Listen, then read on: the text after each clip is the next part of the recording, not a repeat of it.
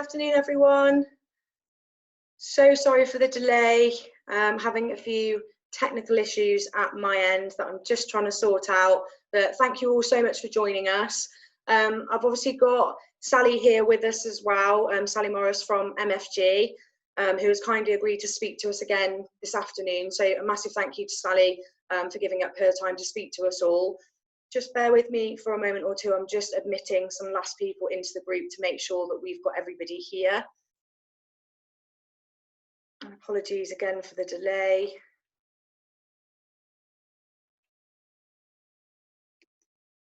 Okay, I think that's pretty much everybody in now that's going to be joining. So not to take up any more of Sally's time, as I know that's the lady you all want to hear from, not me. I'm going to hand over to Sally now. Thanks, Sally. Good afternoon, everybody. I hope you're all safe and well, working from home or working still in the office, but obviously with 2 meters between you and anybody else, because that's the only basis on which you should be there.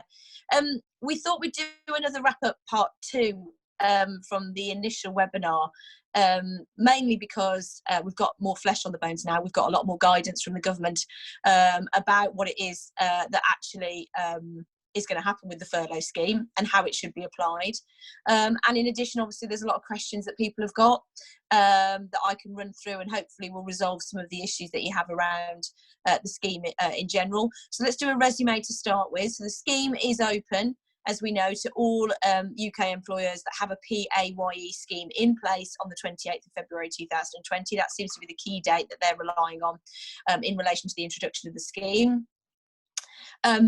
Any organisation that's got employees can apply. It does not apply to directors, but it will apply to any proportion of a director's pay that is produced as salary through the PAYE. Very often directors will put a small amount through PAYE and take the remainder in dividends. At the moment, the guidance does not provide for payments in relation to dividends, only the PAYE element. The company can reclaim, as we know, up to 80% of somebody's pay to the cap of £2,500 per month. On top of that, you can also claim employers' national insurance contributions and the auto enrolment pensions. Things like commissions, things like bonuses, fees, all that sort of stuff has to be taken, is not taken into account for the calculation and cannot be included in the calculation. Benefits, things like private healthcare, for example, is included in the calculation up to the maximum of 2,500.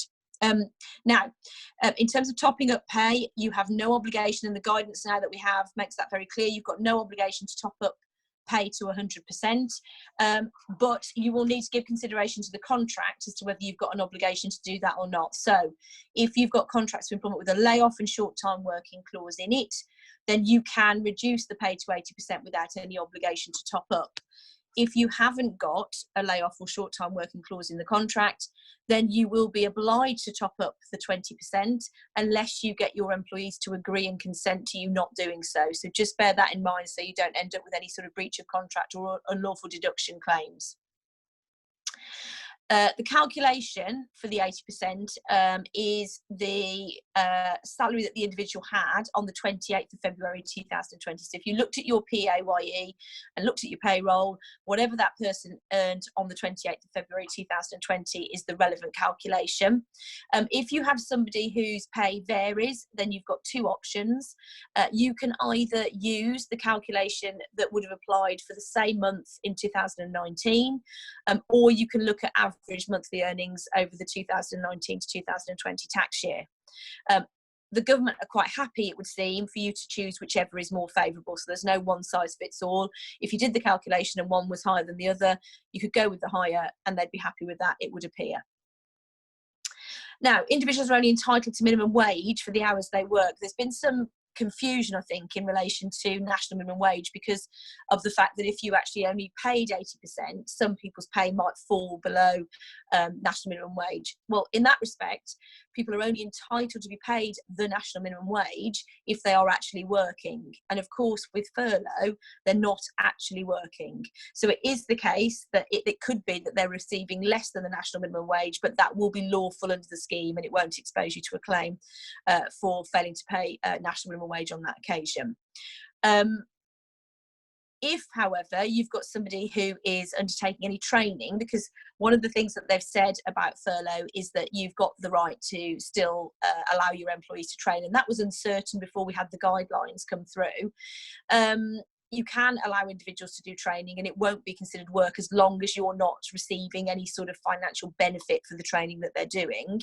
But in that respect, for any work that's done as a form of training, they do have to be paid the national minimum wage. So don't get caught out by that if you are going to require anybody to actually do any training whilst they're furloughed.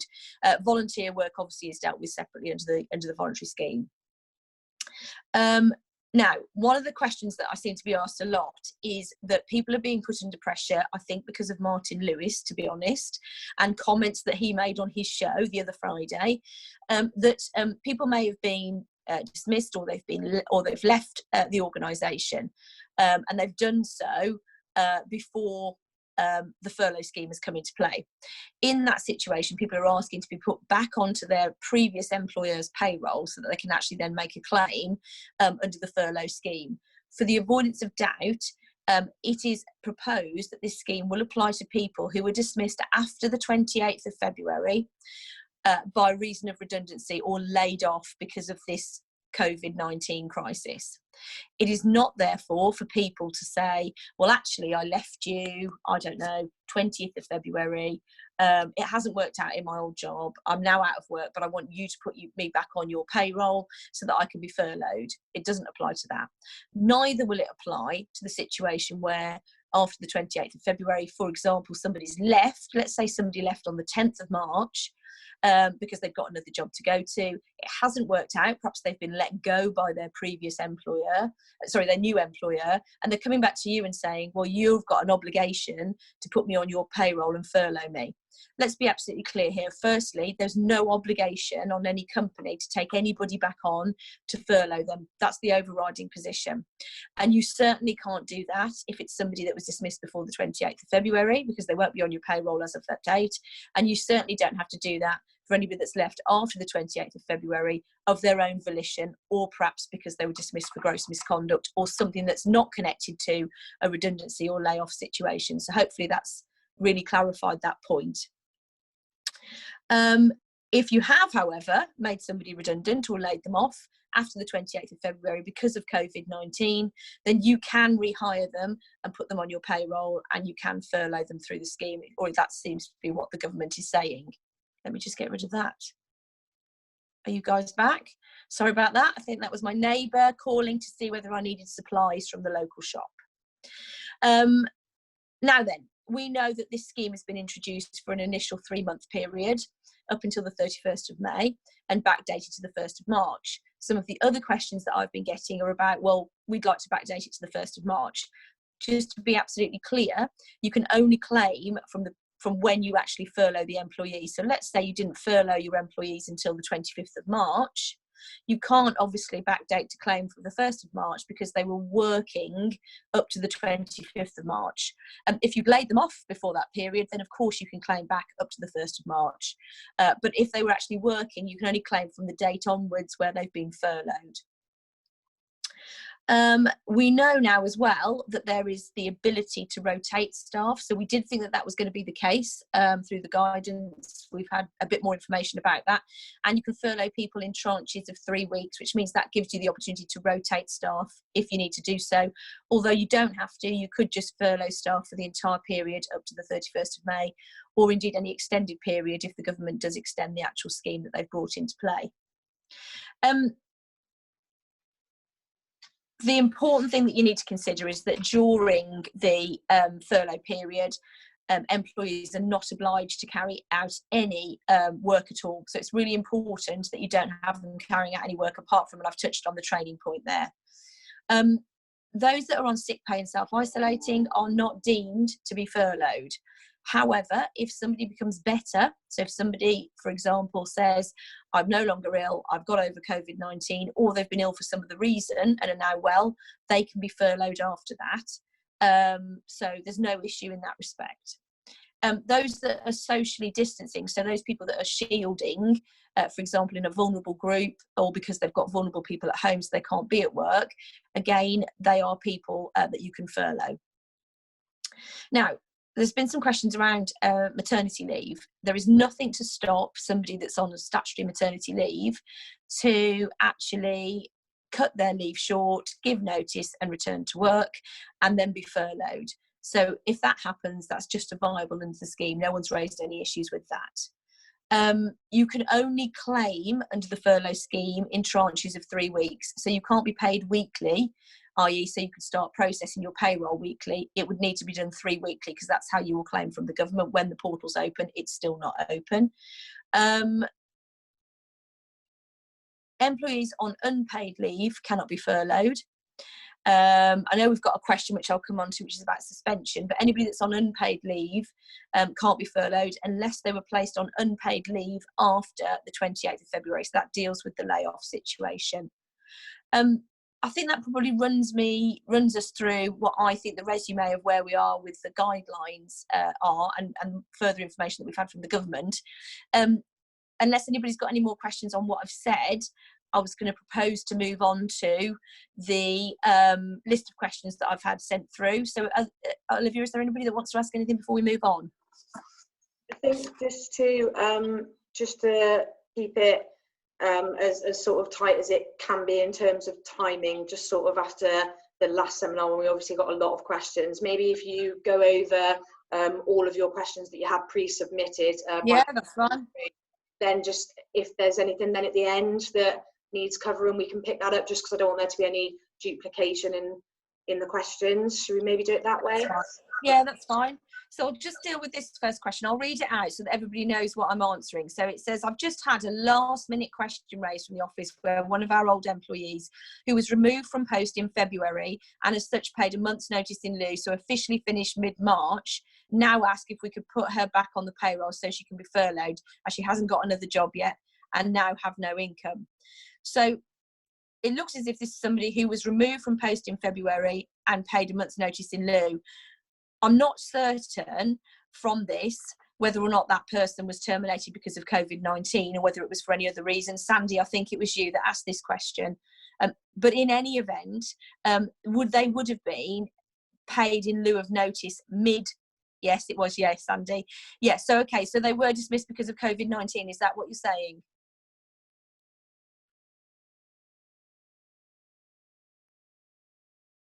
Dismissed for another reason. Okay, so they're dismissed for another reason.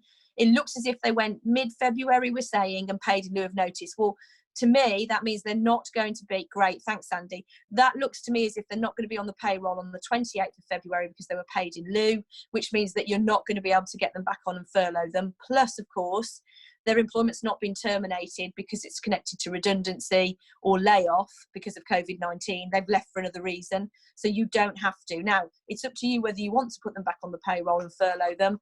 But remember, if you're going to do that, you're in a situation where you're going to be dealing with things like holiday. So they'll still be accruing holiday while they're employed by you. And I'll deal with holiday as a sort of separate topic on its own, because there's always lots of questions about what happens about holiday. So my short answer to you, Sandy, is no. I don't think they can be furloughed. I don't think you've got any obligation to do so. They weren't on the payroll on the 28th of February, and they left for some other reason that wasn't connected to a layoff or redundancy. Okay, that's that one. No problem. Right, if someone is on suspension leave, whether we could still put them on furlough leave. Is there anybody who's online that asked that question?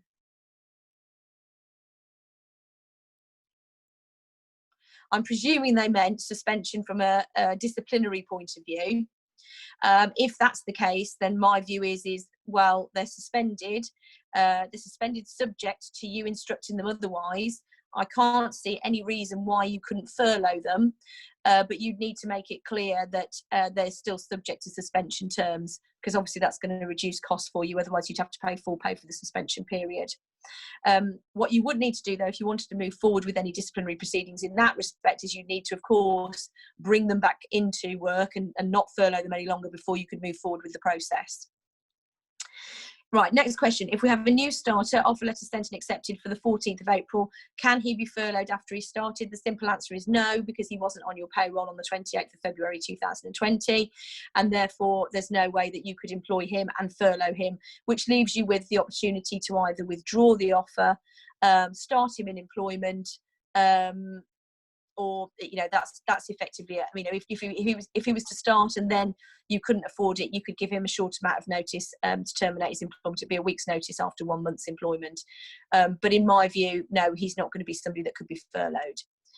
How do we go about applying for furlough? Well, the government is setting up a portal for everybody to be able to claim through. I understand that they're writing the script for that, all the software that needs to be put together to make that work. And we are waiting for confirmation from the government as to when that's going to be available. I think they're suggesting that it's going to be mid-April to the end of April. Next question, if we furlough our staff, if some emergency work comes through, could we use subcontractors instead of our PAYE staff? I think I've dealt with this question, and I think, Sandy, was it you that asked this question and we dealt with it directly? Is that right? No, me, Joe? Yes, it was you, Joe. That's right. Joe, are you happy with the response that I've given you? Just to be clear to everybody, there were very specific circumstances in that. Yeah, great. And there was very specific circumstances, and actually there is a possibility that they could use the subcontractors while the PAYE staff are furloughed. But the reason that I advised that was because they use these subcontractors regularly, intermingled with the employees, so it's quite normal for them to pick up that work. Other than that, you would have been able to rotate employees through furlough on 3-week blocks. For payroll, how do we process furlough? Do we just pay them 80% and claim it back from your... Yeah. Well, there are two schools of thought here. There's nothing that says if you can't afford it that you've got to pay the pay up front and then claim it back. Some organisations may not be able to afford it, so it may be that your letters that you issue to staff need to say, we can't currently pay you. We will make an application through the portal when it becomes available, and then we will pay you once we've been able to claim monies from the government in respect of that. But there needs to be some proviso around what happens if you can't get the money back off the government, and that's what I've been really saying to clients, is that we've got to be careful of, that you're not left promising to make these payments and then not be able to recover the money from the government as well. Can you pay some employees 80% and some 100%? I presume the question of that is in relation to all of them being furloughed. Yes, I don't see why not. I'd need to understand what the premise is for you paying the 100% to avoid any claims by employees that you've acted unreasonably or you've behaved unfairly or in a discriminatory way. But I don't see that there's any reason why, given you've got no obligation to top up, why you couldn't pay some 80% and others 100%. With the contract amendments required for April, is this still required? Yes, it is. That we all know what those changes are that are coming in on the 6th. Those of you that have been working with me on this have had most of your contracts. There's a few more to come out to you in advance of the 6th for new starters. It says here, if so, how would you best communicate? For your existing staff, I've been recommending an addendum letter just to update their current terms so you don't have to issue new contracts, and then to have a new updated template contract for new starters after the 6th of April that have got all the additional provisions in relation to probationary periods and training and certain types of leave and all of that sort of stuff. If the majority, this is the next question, if the majority of our workforce, we will need to furlough are paid over the capped amount and have salary sacrifice pension contributions, can we ask the employees to take a holiday payment on their pension contributions while they're on furlough? If the majority of our workforce will need to furlough are paid over the capped amount and have salary sacrifice pension contributions, yes, you can. Ultimately, yeah, it's your decision as to whether an employee, you accept any salary sacrifice on behalf of the employee. So I don't see why not. I don't see why you wouldn't be able to do that. Shielding employees, government guidance states that they should social distance, yet their PHE states they do not leave your house. We have lots of orders so a job for them. Government guidance on furlough says you can furlough them. Yeah, I've heard we should pay them full pay. Anybody that is shielding is somebody that should be furloughed. So anybody that's saying I'm socially distancing because I'm part of a vulnerable group, or I am in a household with somebody that's a vulnerable group, they are somebody that should be furloughed, not be paid full pay. What do you think of Martin Lewis's post? I think I've already commented on this. 2 employees already brought it in. They have childcare and don't want to come to work, asking why they can't be furloughed. We have work and a job for them, so I believe cannot furlough. I think you're absolutely right. It is not your job to pay people to sit at home and look after their children. If you have to furlough them because there is no work available, that's what the scheme is for. If there is work available, then they're required to come to work. Do we know how furlough leave payment will be calculated yet? I think we do. We've had mixed reports. I think we've covered off that. If we furloughed until end of May, paying 100% of wages and the government then extended it, can we reduce the pay to 80%? Absolutely, 100%. Anything you're paying over the 80% is discretionary for you to do so, as long as you've got a layoff or short-time working clause in the contract, or if you haven't, you've got consent from the employees to only pay them 80%. So there's no harm in you saying, well, we will make up the 100% for whatever period we want to. However, at any point we may have to drop it down to 80%. I don't see a problem with that. But as I say, it depends on your contract terms or what you've agreed with the staff. If someone is told they're going to be furloughed but requests to take annual leave to delay the start of the furlough period, is this allowed? And is the period of annual leave paid at 100% or 80%? Now, the most questions that I'm getting at the moment are about holiday pay, because it's just not clear. We haven't got any guidance from the government about, firstly, whether you can take furlough leave and holiday at the same time. And then secondly, how you would calculate the holiday pay given that people are receiving 80% of salary. This is only my opinion, and it's only based on really looking at how the law works around holiday and holiday pay. But I'm suggesting to clients, this could change, by the way. So whatever I say, this could change depending on if we get guidance through. I'm saying to clients at the moment, I don't see why you cannot be on furlough leave, but also taking holiday. If you are taking holiday, you will be therefore depleting your accrued holiday entitlement, which lessens the amount of holiday that will need to be taken in the rest of the holiday year. We know that the government have brought in new legislation now to allow people to carry over their annual leave to the next 2 leave year periods. However, I don't see why you can't not be furloughed and on holiday at the same time. Now, people probably have got a holiday booked anyway because of the Easter break, so you can still insist to people that they take their holiday. If you want people to actually start taking holiday, then you need to comply with the Working Time Directive requirements to give them double the notice of the amount of holiday that you want them to take, to make sure, therefore, that they're depleting their accrued entitlement. So if, for example, you put somebody on furlough for 3 weeks, you could give 2 weeks notice at the beginning of the furlough period that the last week of their furlough would be holiday, because you have to give double the amount of holiday notice for them to take the holiday. Then in terms of the pay, we've had all those EU cases, haven't we, which have all determined that things like overtime and bonuses and commission and all sorts of things like that have to be taken into account for the calculation of holiday. I take the view, therefore, that it's likely that if the people are taking holiday, it would be at 100% rather than at the 80% cap. But as I say, this is without guidance from the government. Right, if someone is furloughed, what are the rules about taking another job with another employer or working as self-employed? The whole purpose of this scheme is not for people to profit from it. That's what I would say. And if somebody is being paid 80% from your company but taking a full-time job somewhere else, they will be profiting from this situation. In addition, most contracts don't allow staff, when they're employed by you, to have secondary employment. Now, it could be that they decide to take an evening job to make up their 20% of pay that they've lost. That will very much depend on whether you're happy for them to do so and what the contract says. But realistically, people should not be working in a second job in the time that they should be available for you.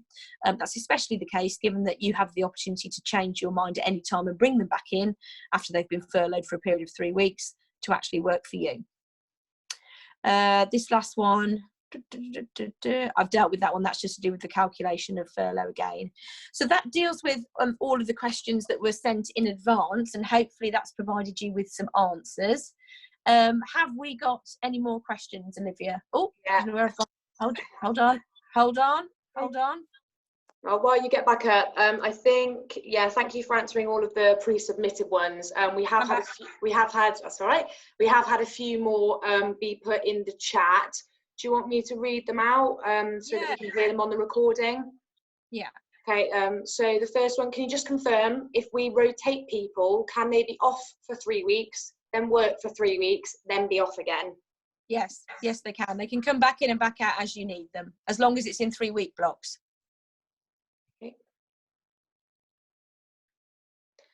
Okay, we employed an Australian for 6 months. Contract ended on the 31st of March. We haven't renewed it due to COVID-19. and workload's dropping, do we need to bring him back and furlough him? Not necessarily. It was a fixed term contract. It sounds as if you had him in for 6 months on a fixed term contract.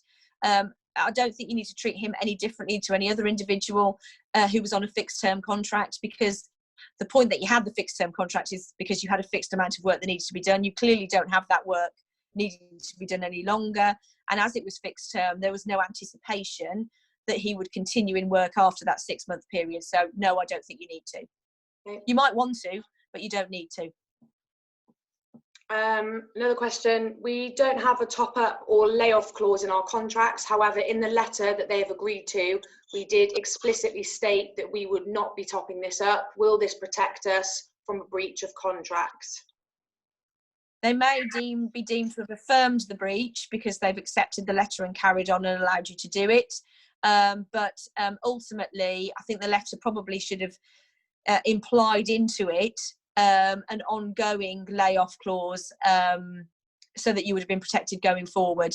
There's a risk that they may bring a claim on that basis, but I think you'd argue that by their own conduct in continuing to be furloughed and accepting the payment, and on the basis that they haven't protested, i.e. said to you, you can't do this, you're in breach of contract, but we'll stay furloughed for now, taking 80%, but sue you for the 20%, that you should possibly be in a safe position. But obviously there's still some risk there. Can our employees look at LinkedIn about the business, like posts and reshare them? I wouldn't know. I wouldn't. The only thing that the guidelines have referred to is training. So I'd be really concerned about that, because you want to make sure that you can recover this money. What you don't want to happen is that, somebody finds some reason not to pay you. Okay. Gemma has sent a very long question in. Just trying to get my head around it. Okay, so Sorry, Gemma. Sorry. Quick question, just to clarify, Ari, the rotation of staff. Can we put operatives on site for 3 weeks, take them off and replace them with other operatives doing the same role for 3 weeks? Yep. And then you mentioned about the 3-week chunk claims. Can we still pay them weekly and we just get the amount paid in 3-week chunks? Or do we have to change that? No, I don't think there's a problem with that. I think you can, if you can afford to pay them weekly and then claim it every 3 weekly, then fine, so be it. Yeah. And final one, can we make them come back to work, or should we ask who would like to come back and keep the others furloughed? No, you can come back whoever you want to, as long as they've done a minimum of 3 weeks. Another one, can we furlough accounts, then bring them back in at the end of the month to raise invoices as long as they've been on furlough for 3 weeks? Yes. Yeah. Is there anything in writing we can view that states all of this, in particular being able to bring staff in and out of furlough as many times as we need in the 3-week periods? I'm guessing is that on the government website, Sally? People can have a read of it. There's some guidance on the .gov website about it, but there's very little. It just is quite, it's quite succinct terminology around what you can and can't do. There's not a huge amount of detail to it, and I've just put more detail to it around my understanding, obviously, of this sort of area and that sort of stuff. But you're welcome to have a look at that. I'm just having a look and see what the hold on. Yeah, if you look at the gov.uk guidance for claiming your employees' wages, so it's under there, but there's not a huge amount of information there. Hope that helps. Fairly similar ones. So whilst staff are on furlough, can we include them in like virtual social activities, i.e. like a team quiz? And then similarly, can you still update them with news about the business, just sort of keeping in touch? I would suggest probably not. If it gives you any ideas, some of the clients have been contacting me about employees who are part of social WhatsApp groups and things like that with work people, and I've been saying, look, you want to make sure you get this money. You don't want it to be as if this person is at work at all. So that the best thing you could do is stop any of that sort of activity. But explain to them, because obviously, it could upset them that they're being excluded. It's important they understand why you're doing it, and that it's only for a temporary period while they're furloughed. Yeah, I was going to say that, because obviously if they're saying, oh, I know I'm on furlough for X amount of weeks, but actually I still want to come to the Friday quiz, I still want to actually know how the business is going, but you're saying don't. I don't think you should do it. Okay, thank you. We're nearly there. Oh no, just add some more. Right. Okay, can employees volunteer to carry out work for a startup company that they're not contracted for? What do you mean volunteer? Is it with all, do you mean like they're just doing it in their spare time? I think so. Volunteer to carry out work for a startup company that they're not contracted for. So can they just go and volunteer somewhere? I think. I don't think that's really what I would call volunteer work. I mean, volunteer work I think about in terms of helping the NHS. I don't really think about it from the point of view of helping a startup company. I guess if their employer doesn't find out about it, then they might be okay. But, you know, their employer might have an issue with the fact that they're actually working for a third party, so to speak, or doing unpaid work for a third party. Okay, thank you. Back onto the rotation and the returning. Yeah. We bring someone into work after 3 weeks of furlough. How long do they have to work before they can go back on furlough? Right, so just say that again. So if someone's been on furlough for 3 weeks. Yeah, you bring them back in. How long do they have to have been brought back in before you can put them back on furlough? There's no guidance on that. My view is if you're rotating people, then I would probably do it on 3 weekly basis. So 3 weeks on, 3 weeks off, 3 weeks on. Yeah. Okay. And I think probably the government are intending for that to be the case because of the way that they've structured how you can claim the payments on a 3 weekly basis. Okay. Next question. If an employee is shielding due to a condition which doesn't necessarily meet the public health guidelines, can we furlough them, or can it just be company sick pay? Furlough them, because they're not sick, are they? Yeah. Can employees be furloughed more than once? Sorry if I missed that earlier. That's all right. Yes, they can. Yeah. Yeah. In terms of WhatsApp groups, we have a team group just to keep spirits up, share jokes so that they're still part of the family. But then we have another WhatsApp group for team who haven't been furloughed. Is that okay? Well, I've not, right. So if I give you my view on this, I think that the difficulty you have is that people can't help themselves, even in a social context, from talking about work, where it's work colleagues that are in touch with each other. It's a matter for you and the risk that you want to take to make sure that people aren't actually doing anything connected to work. Personally, I would say, as harsh as it is, I'd make sure that they're not really involved, having explained to them very carefully why, that they're just not involved for the short period that they're furloughed for, just so that it doesn't affect your ability to claim. RE, the top up, can we top up to say 90%, and then can we change this during the period of furlough? Yeah, anything over the 80% is up to you. Okay. That's if you've got the right, remember, to lay off for short time working under the contract. Yeah. People who are currently unpaid as they're scared to come into work but not shielding, can we still put them on the rotation so it's fair with other staff members? Yeah. Okay. If people are not wanting to contaminate a family member who is shielding according to public health, can we furlough that employee? Yes, we can. Yeah. Okay. If we're starting to have, well, there's two options, isn't there? If they could work from home, they can work from home, so they're not placing their vulnerable partner at risk or whoever it may be, or you can furlough them. Okay. We're starting to have people say that they have vulnerabilities which they have not previously disclosed. Is it reasonable to ask for proof? Yes, I think so. Okay, and then I think there's... mainly from a HR point of view, because you'll want to know now suddenly why they've got all these health conditions that they hadn't previously told you about. You mentioned in the last seminar that if somebody was furloughed, then brought back into work, employees couldn't be furloughed again. Have the rules changed? No, at the time that last webinar was done, we hadn't got all the flesh on the bones as to what the guidance was going to say. So it was very much just updating with what we thought at that time, whereas of course we've got a lot more information through now. So at the moment we're definitely clear in the understanding that once someone's been furloughed, they can be furloughed again. which is Yep. yeah, a bit of a change. Okay. There's nothing that stops you from keep rotating staff, but we weren't certain of that. Obviously, we had the guidance. In fact, we had the webinar, and then that night, it was the Friday night, they actually sent the guidance out overnight. So that's why we said we'd do a second one and done it at the end of this week, just in case anything else changed in the interim. Yeah, absolutely right. Thank you. I actually think, shock horror, we've come all the way up to date with questions. So I'm just going to dare to ask one more time. Is there any other questions? Yeah, we've got another one. We could be here all night. We won't be. I'm gonna limit the time today. So are we allowed to check in with furloughed employees to ask about their welfare, to try and support them, to answer any HR questions that they might have? I think if you're doing it from a welfare point of view, where you're contacting them and it's not about work, it's just to see how they're doing in the intervening period, then I don't think there's too much of a problem with that, as long as you don't start talking about work and how things are going and all that sort of stuff. Yeah, so just sort of checking how their mental health is at home, how they're coping at home. Yeah.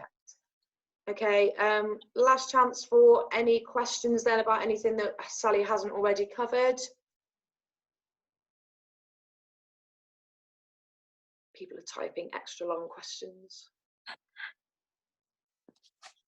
Okay.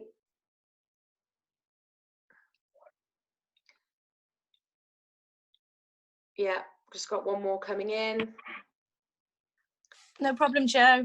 Somebody just wants, Sarah, I think Sarah from Mazak just wants to clarify something, so I'm assuming she's typing away at it now. Typing away. Yeah. Okay. The calculation, is it based on 28th of Feb 2020 payroll? Yes. Simple answer. Unless it's somebody whose pay varies. Yeah, unless it's somebody whose pay varies. And then you're either looking at whatever the relevant month is. So if it was April, they were furloughed, it'd be April 19. Or you can look at what they've earned over the 19-20 tax year, whichever is the more favourable calculation. Okay, another one. If they're furloughed for 3 weeks, could they come back for a week and then be furloughed again? No, that's not what's clear. We haven't got that sort of clarity from the guidance at all.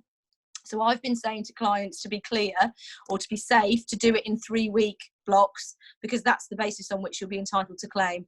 But there's nothing that sets out what the limitations are on that. And that could mean one of two things. Yes, you can do whatever you want in that respect, or it's intended, because of the way you're set out to claim, that it's in 3-week blocks. So either on or off, whether you're furloughed or you're not. Okay. Any final questions? Oh, yeah, sorry. Scott just sent one in. Yeah. Can someone be furloughed for more than 3 weeks?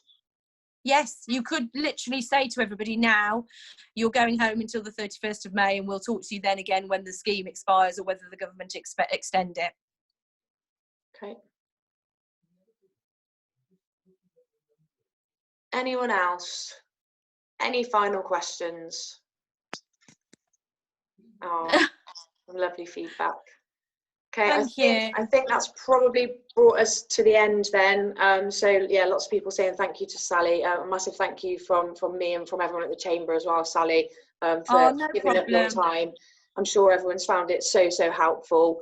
Thank you everybody for joining us this afternoon. I really hope you have taken some stuff away from what Sally's been talking about. If there is anything else that that I can help with, please do drop me an email. I'll put my email address into the chat, so you can drop me an email if you need anything else from me. But I hope you have a lovely rest of the afternoon. Enjoy the sun. I look forward to seeing you all soon. Thank you. Bye.